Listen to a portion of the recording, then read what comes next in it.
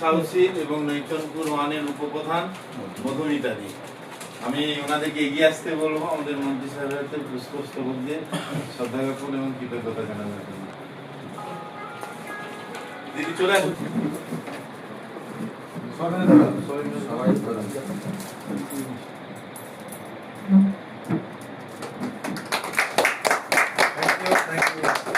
মন্দিরা দিয়ে তৈরিও তথা নামাবলী পড়িয়ে শ্রদ্ধা জ্ঞাপন করছেন মন্দিরা পাল মহাশয়।